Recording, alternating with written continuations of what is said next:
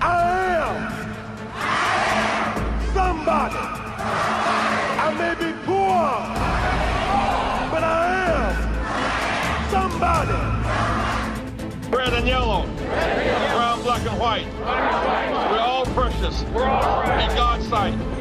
Everybody is somebody. Stop the violence. Save the children. Stop bullying. Save the children. Hold your head high. Stick your chest out. You can make it. Keep hope alive. Keep hope alive. Keep hope alive. Hi, I'm Dr. Sonia Whitaker, National Education Policy Director for Push for Excellence. And on behalf of the Rainbow Push Coalition, we'd like to thank you very much for giving of your gift of time and joining us here on our Saturday morning forum. We'd like to thank Word Network for bringing you to us and us to you. And yet we recognize there are many of you that are watching us right now on Facebook Live. If you're doing so, we'd like to ask that you like our page. And for the many of you that are watching us right now on YouTube Live, we'd like to ask that you subscribe to our page so that you may gain immediate access to all of the content that we have in store for you. And speaking of content, we can't do this without you. We need your financial support, and we've made it really easy for you to give. In fact, you can choose from one of 3 different ways. You can simply pick up that cell phone of yours right now and hold it to the QR code on your screen and give right on the spot. Or you can simply take that same cell phone and text the word PUSH to 41444. Text PUSH to 41444. You can even go to our website at rainbowpush.org and simply click on the donate button. Now, whatever you do, don't move an inch. Don't touch that dial. Stay right there. We'll be right back because the push is on. I was able to meet this beautiful family who tells me they know what it's like to struggle on Thanksgiving, but now they get to share their testimony on what it's like to be the ones giving back. What's your family like? How would you describe them? A struggle. Irritating. Like every close family, but it's full of love all the same. And a moment 16-year-old Lavinia Green cherishes. Most kids like us, some people don't have a family like us. And then most people can't eat. People sleeping outside. They don't have a roof over their head. Green's legal guardian, Corrine Terrell, says she takes care of 9 kids, and they know all too well what it's like to be the ones who don't know where their next meal was coming from. To be able to watch the organizations that once helped me, I'm coming from being in a shelter to getting on my feet to being able to give back. It's a testament to the Rainbow Push Coalition, who has spent decades working to get families off the city streets. We're grateful that God has blessed us to be a blessing, but we don't want to just serve food. We want to change the policies that leave people hungry, homeless. So that on every Thanksgiving to come, more families are filled with joy and encouragement. Telling them to keep their faith and stay strong. God's not going to put too much on you that you could bear. People often ask, why should I vote? And to be honest, voting is a sacred right. And if it wasn't so important, then there would not have been a distinctive effort to minimize one's vote. So while the 2024 election may seem far away, it really is right around the corner. So I want to encourage you to start thinking to yourself, do I have my voter plan together? Do I know where my polling location is? Do I know who's going to be on the ballot this election? And don't just ask this question of yourselves, but I want to encourage you to talk to your family and friends about this as well. Because here's the thing, voting is the one way in which you can actively participate in bringing about the change that you want to see. But to be completely honest with you, voting alone is not enough. It is so important that those of us who can and are willing to do so that we put forth the effort to assist those in our community who might have challenges at the polls. So if you are interested in assisting others, then I would like to encourage you to participate in election protection. There are so many components to the election protection program. We have a hotline of volunteers who answer questions for those who call in, but we also have an election protection program where we have poll monitors and we have poll watchers.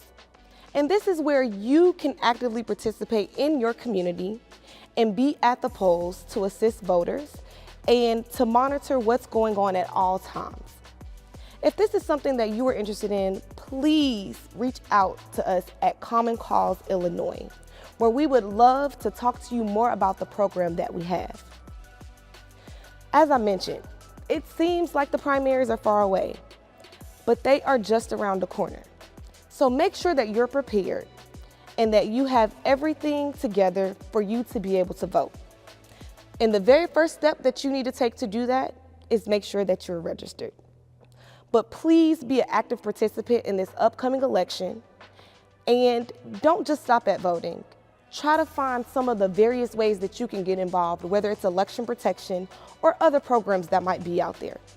And if you yourself are a voter who runs into issues at the polls, then please be sure that around election time and during early voting that you reach out to the hotline 866-OUR-VOTE, and someone will be there to assist you.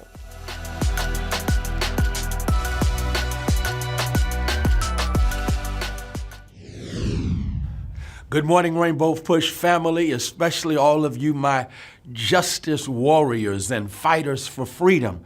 I trust and pray that you are enjoying a wonderful and warm holiday weekend.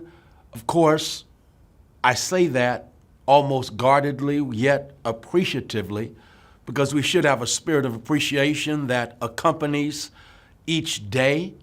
At the same time, we're mindful of the wisdom of the silver-tongued orator of abolition and freedom, Frederick Douglass, who in his classic narrative of the life of an ex-slave talked about how holidays, hegemonic holidays, in the hands of colonialists, in the hands of slave masters, were used in order to discourage the spirit of rebellion, because for a few hours, slaves found themselves experiencing a happiness, experiencing food, frivolity, and drink. And during the course of their celebration, they were numbed, as it were, to the harsh realities of the most evil expression of enslavement in the history of humanity. And so, Frederick Douglass warns us about the importance, even during a holiday season, of perhaps not celebrating the holiday, but being grateful for the holy day. When we make it a holy day, it's a day of gratitude for sure, but it's also a day where we are conscious of the realities in our lives and around the world that impact and infect so many. And so with that being the case, I'm excited to introduce to you an episode that took place recently under the direction of my beloved brother in the faith, Dr. Otis Moss III, the pastor of the great Trinity United Church of Christ, Trinity United Church of Christ, with a strong history of always standing on the right side for justice. Trinity, back in the day, of course, had the sign out front, Free South Africa, Free South Africa, when this nation, a settler colonial project, was standing by and with and investing in apartheid in South Africa. And so Trinity United Church of Christ is reminding us that even this weekend, we need to hear the voice of the children, hear the voice of the hurting. I'm reminded of that scripture that speaks of what happened when Jesus, born, of course, in that Palestinian context, and Jesus found himself with his family having to escape to Egypt. And as they escaped to Egypt, of course, Matthew interprets it by reminding the people of what happened in Ramah. And the text says that this was to fulfill what happened. Rachel, unable to be consoled because of the massacre of the children. Sadly, that's happening even right now in Palestine. The death, the destruction, the massacre of children that has gone on in the aftermath of the horrors of October 7th. At Rainbow Push, we believe all life is sacred. Every child is stamped with the image of God.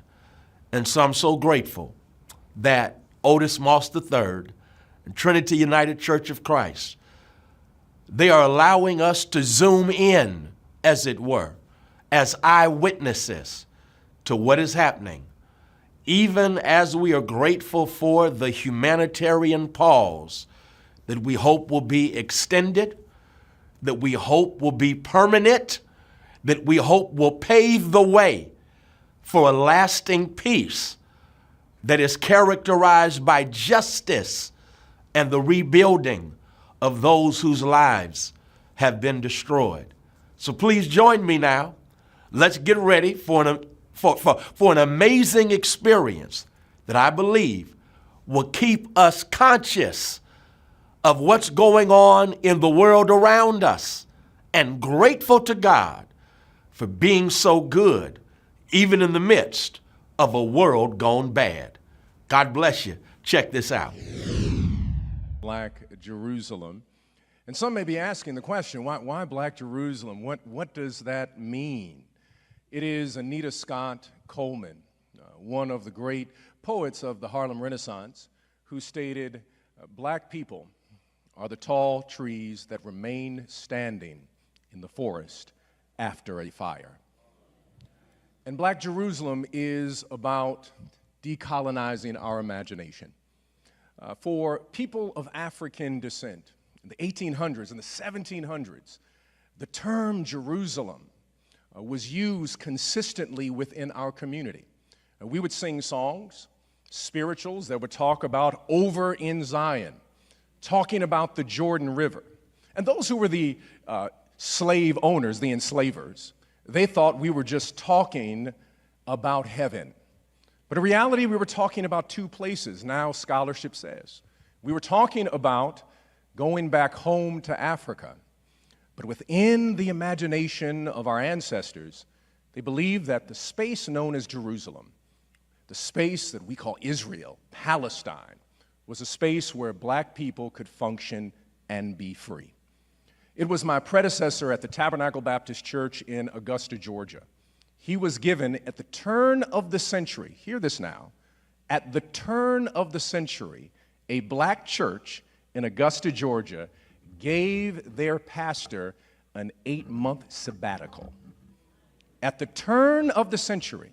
And where did he go? He went to Jerusalem. He went to Jerusalem and he would write letters back to the people in Augusta, Georgia. And legend has it that the church was packed out with black people from around the region who wanted to hear about Jerusalem. They had heard that that is a space where people who've been kissed by nature's son can function in a way where they can live out their full dignity. Within the black imagination, this idea of Jerusalem has been very important. Bishop Henry McNeil Turner, Reverend Henry Highland Garnett, that you hear on, that you had people within the community that would lift up this space known as Jerusalem. Now, what is interesting is that today we refer to this area as the Middle East. It's fascinating that we use that term, the Middle East, because it was actually a British cartographer who was looking at how do I go from London to Japan, and he said that, well, the middle of my journey is when I land in Jerusalem. and it then became, because of the British Empire, the Middle East. Prior to that time period, many in the ancient world just referred to it as Northeast Africa, where you had people from all over the world existed in this particular space. Whatever your ethnicity, whatever your background, whatever song you like, or I like to put it this way, whether you clapped on the 1 and the 3 or the 2 and the 4, you could hang out in this space because it was a space for all of God's people. It was a space where the Abrahamic faiths found a nexus together. That's what Black Jerusalem was about. The idea of the Black imagination and decolonizing our imagination to recognize that the Hollywoodification of this space includes all of humanity. And so we made our trek there. I want to invite at this time, we're going to have a wonderful conversation. I'm going to ask my brother and my friend, Isaac Luria. We made him a rabbi. We made him a rabbi. To come on and take a seat. We met years ago when he was working at the Auburn Seminary in New York City, and we bonded over a variety of things, one being music. He currently works with the Nathan Cummings Foundation, doing organizing work, bringing communities together, creating a better world. He is, I would like to say, a premier Imagineer. He is imagining possibilities. He is imagining what our world can be. And we are grateful that you are with us. Amen. If you'd have a seat. And none other than Alia Bilal is with us, who is the Deputy Executive Director of the Inner City Muslim Action Network. We partner with Iman in a variety of programs. We are so grateful for what they are doing in reference to reentry, their arts program. And many may not know that the only MLK monument in the city of Chicago was put together and organized because of the powerful leadership of the Inner City Muslim Action Network, and we are grateful for your witness and for your work. And really, my first question for both of you is, how are you doing in this moment?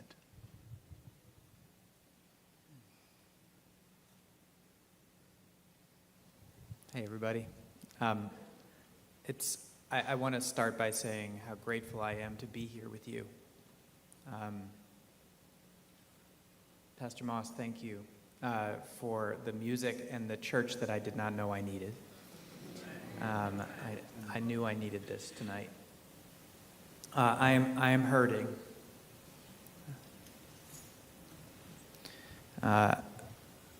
Too many people, and especially I'm thinking of my people that I know in Israel, Palestine, who are hurting. They have lost people. They have lost dear young people, children. They have lost the elderly, their grandparents, and I grieve with them. I'm not sleeping. Very few of us in the Jewish community, and I know in many communities, are sleeping right now, thinking of what the moment portends and what may continue to yet come.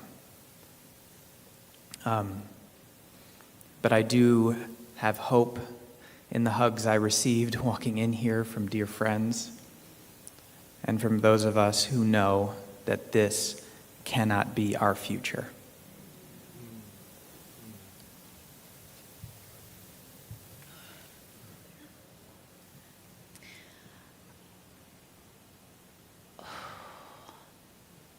It's been a really, really, really heavy last 3 weeks. And that was coming off of an extremely heavy 2 weeks on that trip. That we knew by even the first full day, we would have a lot to unpack for a long time. And I think the heaviness of that it's weighing on everybody. I too I have had to issue a curfew on myself for doom scrolling. Yes. I have had to stop myself from doing that. Scroll just to see what's the latest news, what's the latest count, what's the latest horror. And that's hard because we had the privilege to come back here. We had the privilege of being able to come to safe homes and to not live in a place where we have to experience missiles overhead on a regular basis. And so many people didn't have that privilege. And it feels, I feel guilty sitting here and knowing that all I can do is witness. And yet, I believe in a creator that has a plan. And I know that there was a reason that he placed us there at the time that he placed us there. I have no doubt that he brought us back when he brought us back. And if I believe in that, then I have to believe that things are going to happen the way they are supposed to happen. And that my duty is to live into the best of what I know my tradition calls me to be the person that our people all over the world, no matter what shade they are, need me to be. And that, even on top of all of the just horror, the pain, is at least enough for me right now. It's enough for me right now. What is the modern state of Israel? What is it in terms of geography? What is that? So the modern state of Israel and the Palestinian territories are about the size of New Jersey. Okay, it's small. There are between 12 and 13 million people living there. Not a lot of people, really, when you think about it. About half are Israeli and Jewish. About half are Palestinian, with some other groups of folks mixed in, but not as many. This is the map. You can see the West Bank and the Gaza Strip. Those represent what is now currently Palestinian territories, that if we were, praise God, be able to achieve peace and have a two-state solution, these would be the territories that Palestinians had for their state. And the rest is in the modern state of Israel. And you can see Jerusalem sits right in the middle of the West Bank, right? Yeah. And then there's the Dead Sea over there on the right, and this is, from the Jordan River runs down where the Dead Sea is, over to the Mediterranean. So the next piece, what is the state, the historic state community of Palestine? So before 1948, when the State of Israel was founded, it was historic Palestine. This region was called historic Palestine. It included parts of Jordan, which you see here, parts of Lebanon, and parts of Egypt as well. These maps drawn in the Middle East were drawn by Europeans, almost exclusively British. They often didn't matter all that much to the local population. They were just a way of divvying up empire. So historic Palestine was much bigger, and some had called it also Transjordan was another way to think about it, which was like a big area in that region, and yeah.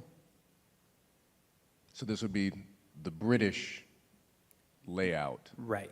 Historic Right, Palestine. and the British, because they were the ones in charge of the area as colonizers previous to 1948, from about 1910s to 1948, they originally did the partition that would put the State of Israel, and they suggested a partition between Palestinians and Israel, that would have been a two-state solution at the time.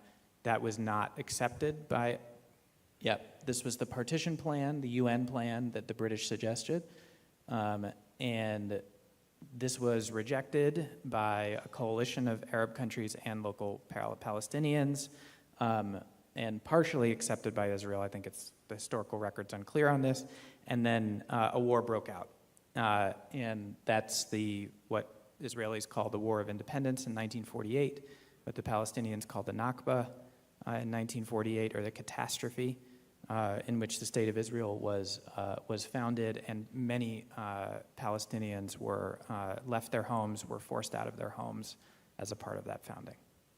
And then after, we have another map, I believe, after 1948, this is 2010. Okay, so I'm going to do my best here, but over the 60, 70-year period, through a variety of methods, including wars in 1967 and 1973, as well as settlement expansion directed by the Israeli government and Israeli settlers who were not approved by the government as well, more and more land was taken up out of historic Palestine and controlled by Israel. What you're looking at here is the areas in green are formally controlled by Palestinian Authority right now. It's called Area C.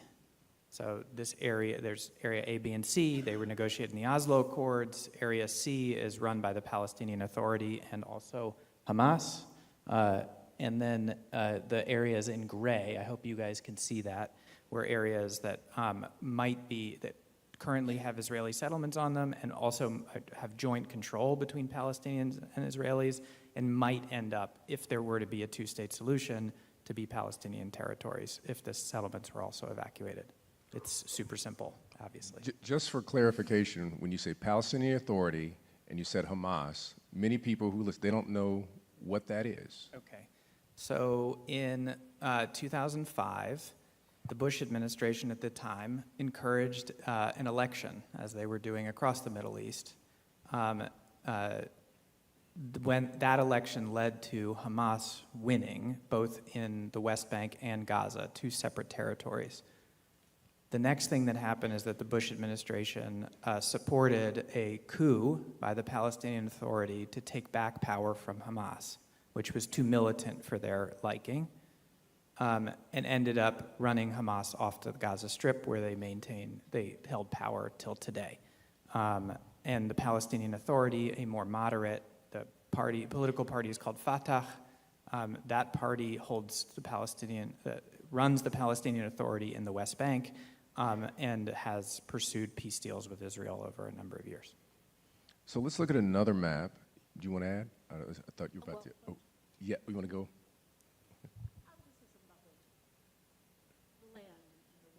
Please. Yeah.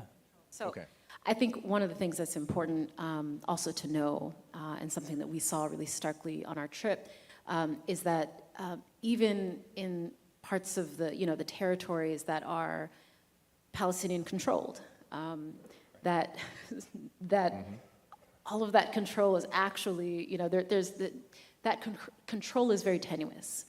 And the State of Israel still supplies the water, the electricity, the fuel, all of the things that they have the ability right now, for instance, in Gaza, to shut off. They control that. And so even in the areas that are, there's an A, B, and C, even in the areas that are, where Palestinians, where, for instance, you're able to actually fly a Palestinian flag legally, because you will not see that in Israel proper, I suppose. Even in those lands, they do not actually have the control over those lands that they are supposed to have. So that's just important to note. That also means we have to educate ourselves, because we can't be expected to know of every situation in every place of the world, because there's injustice happening literally everywhere. But what we can't do is fall into the position of neutrality simply because we don't know. And there's been so much about this situation that folks in the media, folks in the highest level of government have wanted us to understand as complex. it's complicated. It's, it's intricate. All the words that try to make it seem like this is obscure, that just the dignity of human life is not an easy thing to recognize. And I think it's our opportunity as both people of faith and people who have been in this struggle, been through this struggle, and are still doing it every day, to recognize where we have the opportunity to educate ourselves and to be people of justice. And I just want to say, I feel like one of the other mandates that I have from this trip is to also make sure that people recognize that that this isn't just a Muslim-Jewish thing. That part of the amazing diversity that Isaac just talked about is that there is benefit, y'all, in the agenda of the white supremacist colonial powers that be to make us forget that Jerusalem and the surrounding sacred geography is also the land of Jesus. And so it's been kind of zany for me in the last couple of weeks to be looking at my social media feed and seeing the bombing of the third oldest church in the world in Gaza, and asking myself, well, why aren't people seeing the Christians? Don't people know Christians live here? Like, I don't think I've ever had to ask myself that question. Like, why don't people see Christians? But it's part of the agenda. It's part of the agenda for us to not associate that part of the world or that region or this conflict with anything that could be, resonant with our own person, with the agenda of the white supremacist and colonialist situation we got going here. So I felt the need to put that out there because we met so many beautiful Christian souls in that land. We met so many beautiful Christian Palestinians that were in this struggle right alongside their Muslim Palestinian brothers and sisters, right alongside their Jewish Palestinian brothers and sisters. And it's important, if we're going to get a full understanding of this situation, to understand all the ways that our communities have been made invisible. Thank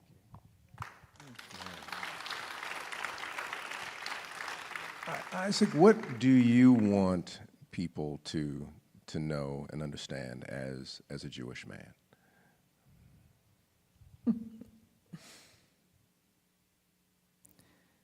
I think about this a lot, and that there are recurring nightmares that we Jews have that are about our history, about what happened to us at different points in our history, whether it was the pogroms in Eastern Europe in the 1870s and 80s and 90s that led to a lot of the Jewish immigration that we see here today in the United States, or the anti-Semitism that led to the Shoah or the Holocaust, or the ongoing anti-Semitism and white supremacists here in the United States. And this, what I would like to be understood is that this is our present. These feelings, these traumatic histories. And what's so hard about that is that sometimes it's not true that present is here, but yet sometimes it is. So we've been taught in our schools, everything is oriented towards never again, right? Everything is never again. But at a certain point, that stance can interrupt our thriving. And there are a lot of us struggling with this right now, with spiritual work, with religious work, with inquiry. But the nightmare is still there sometimes. So we walk with that. A lot of Jews walk with that. And I want to be a part of decolonizing my imagination to allow other futures to emerge. But I know that I have to honor my ancestors at the same time.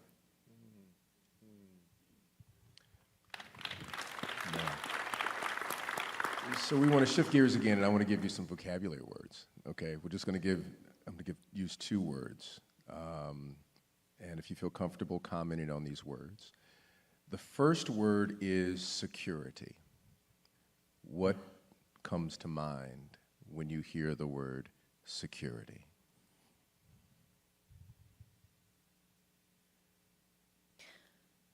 So a few years ago, at Iman, we made the very intentional decision to stop calling our public safety team security officers. We made the very intentional decision to rename the entire department Community Engagement and Safety. And at the heart of that was understanding that in order to really make our neighborhood, our community, our campus at Iman a real safe place, that people need to actually know one another. That the people that are standing at the door should not be people that are there to rough you up or to scare you or to follow you around or to make you feel intimidated. That they're supposed to be people that create an environment where peace can happen.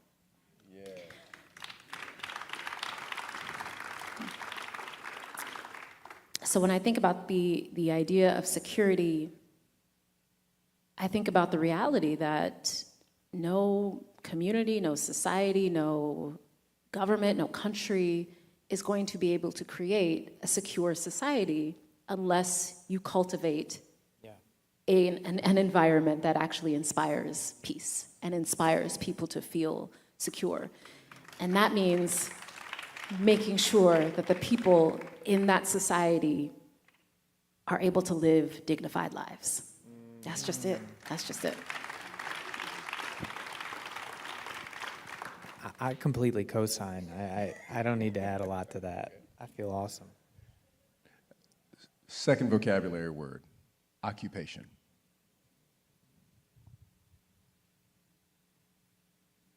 The military occupation of the Palestinian people in the West Bank and Gaza is a moral stain and a strategic failure as well. And by that I mean that it has not advanced its goals, the stated goals of security for the Jewish people or the state of Israel. Moreover, that word just makes me feel sick to my stomach. I wish that it were not the legacy of the last almost 60 years, and wish desperately for its end.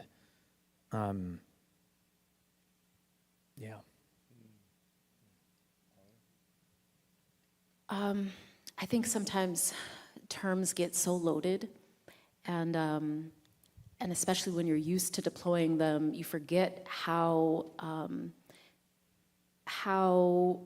much more work people need to be able to kind of meet you where you are in that term. And so when I hear the term occupation, I immediately think of that as well. But to make that something that is a little closer to home, the first time that I had the honor of visiting Jerusalem, I was 20, something like that. And I had the opportunity to visit the family of a dear friend of mine that had actually lived in the US for most of her life. I went to school with her in that same little Palestinian community. And her family had made the choice to move back. They lived in Ramallah, which is a city in the West Bank. And my friend's little brother, Ali, who I do like this because when I knew him in the US, he was maybe 3, 4. And when I visited them there, he was, 10, 11, 12, something like that. Now he's married with kids, so I should not do this anymore. But they told us stories. He told us stories about the fact that when he walks to school, the soldiers, the Israeli soldiers, they hold their guns out, and these are, the big old AK, whatever, I don't know the names, but they hold their big guns out, and they literally train them on the heads of these 10, 11, 12-year-olds, and they and they follow them where they're going. And he said that in such a nonchalant, matter-of-fact way. This little 10 or 11-year-old that at one time knew nothing but what he found here in the US. And I think about that, and it makes us all gasp. But for me, it just feels so similar. It felt so similar. Because occupation sounds like a big, heavy term that has a lot of implications, and it has its complexity, certainly. But it feels to me the way that sometimes the swarms of police cars in my neighborhood feels. It feels the way that stop and frisk and arrest feels. It feels the way when there's fear that our community is about to finally break out, uprise, that the flocks of security forces and police come to protect the property instead of the people. That's what occupation feels like. And in that context, it's just that much more militarized. It's just that much more, at least on a daily basis. The brothers that we work with at Iman in our Green Entry program, at least they're not walking around with the guns trained at their heads, at least most of the time. But it's there. You feel it, and I think sometimes that kind of making that connection is important, because the terms become terms, and they divorce us from reality. And the reality is we've felt this. We've experienced this. And so we just need to place that in the context of another place. But we felt it. I have two more questions that I want to ask you all. One that will help us transition for these musicians who've been very patient with us this evening, and they are going to bless us. But let me ask it this way. Palestinians are Muslim, Christian, and Jewish.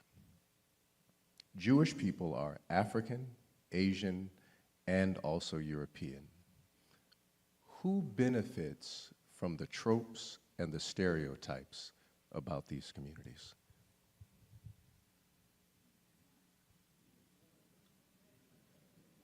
I mean, I think white supremacists do. Yeah. The American Jewish community is wonderfully diverse as well. I mean, we are, about 75% white and 25% multiracial. There are black Jews here, right? There are Asian Jews, there are Latinx Jews, there are all kinds of Jews, thank God. And it has been important in the mostly white-led Jewish community, I mean, a lot of us are white, for us to be opening up the possibility that, we're just not seeing our people, right? We just haven't been looking, and we aren't seeing our people. And the same thing is happening in Israel. White supremacy works in Israel to keep Ethiopian Jews. They are over-policed. They are under-resourced, just as it is in the United States. And it is and that same issue happens with Middle Eastern Jews as well. There is a whole saga in Israel, actually, that Yemeni people who came from Yemen, Middle Eastern Jews, had babies taken from them and given to white Ashkenazi Jewish mothers instead, so that they could get the sort of Middle Eastern stuff out of them. And this happened in the 70s and is a real, and only now are we learning the full story of what happened. But again, this is the way that the flattening and white supremacy operates, flattening of identities and the disallowing of understanding. Yeah. I co-sign all of that as well. And I would add, Pastor Moss made an incredible, as y'all know, he's Pastor Moss. So he did this amazing sermon on the Mount of Olives while we were there. Did you really? He really did. He really did. It was incredible. I think we got it on film, so you'll be able to see it at some point. But he talked about this stain, this residue of empire that all of us have in us, no matter how forward we are in this kind of pursuit of justice and liberation. And I think about that in the fact that I grew up my entire life, as I have mentioned, in a Palestinian community, and never once learned that there were Black Palestinians until I started working with the man you saw on the screen, Rami Nashashibi. I never once learned that. My Palestinian friends had no idea. You go to that place and you hear their own stories. Some of the folks in our group had to do an intervention with our beautiful 15-year-old brother Mahmoud that has been referenced. Black Palestinian brother from the African Palestinian community there. He's a 15-year-old, like every 15-year-old. He could fit in anywhere here, and certainly at Morehouse if that's what God has in store for him. He's going to Morehouse. He's going to Morehouse. Let it be so. And he told some of the members of our group that he didn't want to go back to school because people were making fun of him for being Black. And so it's in us, unfortunately. It's in us. We have to recognize it and shake it off. We've got to shake the residue off, and that's hard to do when it's so deeply rooted. But at the end of the day, we know who benefits from it. It is the system of white supremacy that benefits. And so we have got to do anything and everything in our humanly power, and then call on the divine power to help us shake off that residue, because that's the only way we're going to do anything as a community. This is my final question. If you were to create a playlist for this moment that would give us the imagination to see something better, who's on your playlist? Who do we need to listen to?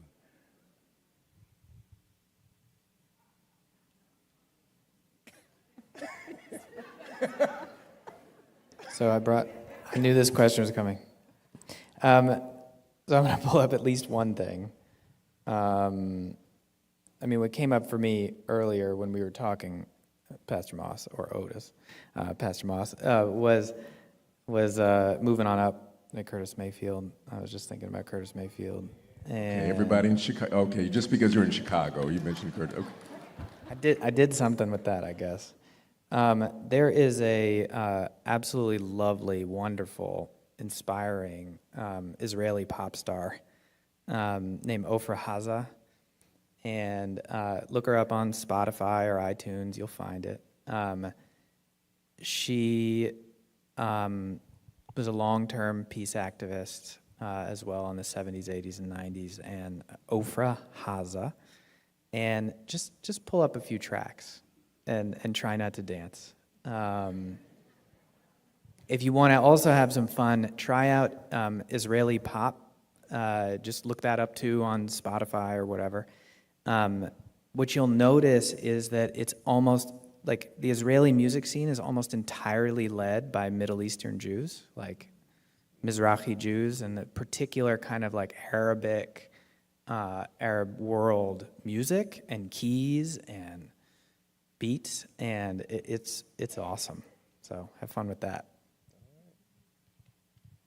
Okay, I'm gonna cheat a little bit because Rami made us a playlist for this Black Jerusalem trip. It's definitely cheating. I know. I'm just gonna take it, and it's got everything. It's it's got a little Nina Simone. It's got some Lauryn Hill. It's got some Kanye too, which we can accept in this in this instant. And it also has some of my favorite artists that I'm very excited you're going to hear from today. It has Drea Denur, Grammy-nominated Drea Denur, and it has Ramina Shashibi and their album This Love Thing featured on there, and I love that. But if I'm really honest, what I have been in these last 3 weeks coming back to again and again and again is a playlist that I created called Calming Centering Music, because that's what I've needed. And it only has 3 tracks on it so far. So I'm open. I'm open. So these 3 tracks that been doing it for me. 2 of them are by the artist I mentioned earlier, Maimouna Youssef. And one of those is a song called What's the Use in Praying? And the idea and the refrain goes, what's the use in praying if you're gonna worry? And I need that every day. And the other track that I absolutely love, and I have, I wonder if she's in the crowd today, Dr. Harriet Lewis, if she's here, proud Trinitarian, there she is. I always talk to her about this because she introduced this song to us at Iman on our staff years ago. And it is my track. Every Saturday morning, we do a Fajr prayer, the early morning prayer, gathering at Iman, and that's my track when I'm driving to work. And it is this song called Grateful by Hezekiah Walker. I could just, that is my song. So that's my playlist. Well, I want to take this moment and thank Isaac and thank Alia. They have blessed us. You all did a beautiful job. Thank you. Push Excel's goal is to inspire students to strive for excellence in education in spite of personal, family, and community challenges that they might experience. How do we do this? By advocating for educational policies that guarantee equal funding for all students without regard to race or economic standing. By engaging parents, students, and teachers in pursuing high-quality education and striving for educational excellence at every level. And by forging partnerships with community-based and public sector stakeholders in education. Now, Push Excel is a national model program with the purpose of connecting principals, parents, popular personalities, and students in a bond and to support students at every level on the educational ladder. Now, we want you to become a member of the Rainbow Push Coalition and Push Excel. Your annual membership can help us to change policies that impact students, colleges, and universities all around the country. So step up and sign up today. Membership is only $35, and if you're a student or a senior, $15. Just go to our website, rainbowpush.org, and push join to become a member or push donate to support the Push Excel program. You can also text the word Push Excel, that's PUSHEXCEL, to 41444 on your cell phone, and you can give us any amount that you feel comfortable giving or call us at 773-256-2775. Wherever you are, you can support us as we keep pushing for you. And remember to keep hope alive.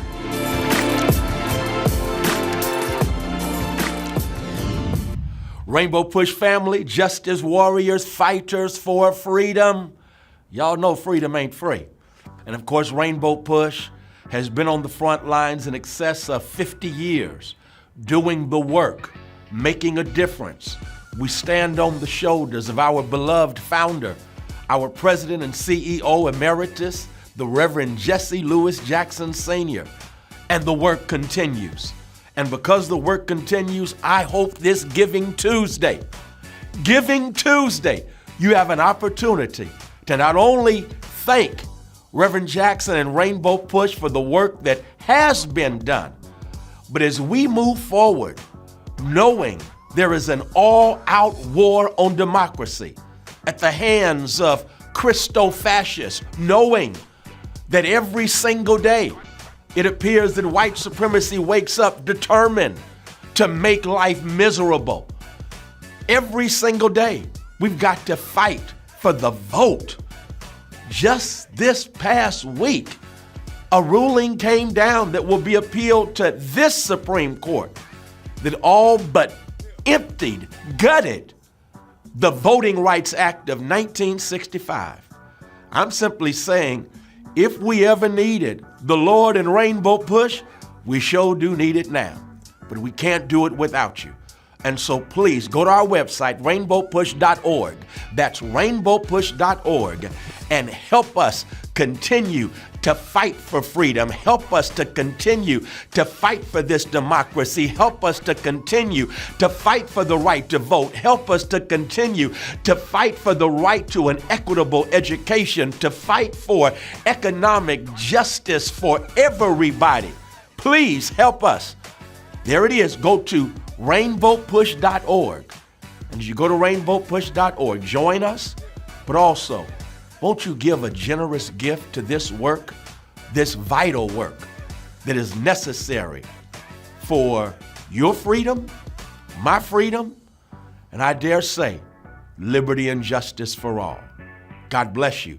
That's rainbowpush.org. Please give generously.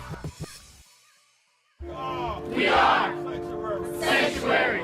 We are a sanctuary. When I think of Rainbow Push, I think of two words: social justice, education advocacy, political empowerment, freedom and equality, corporate partnership.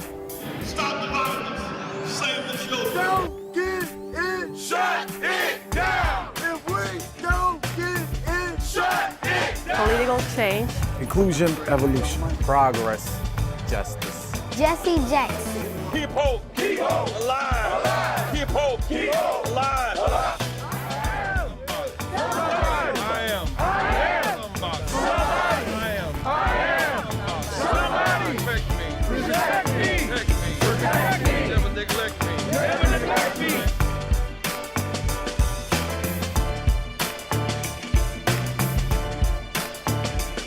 We want to be bridges to end these cultural gaps.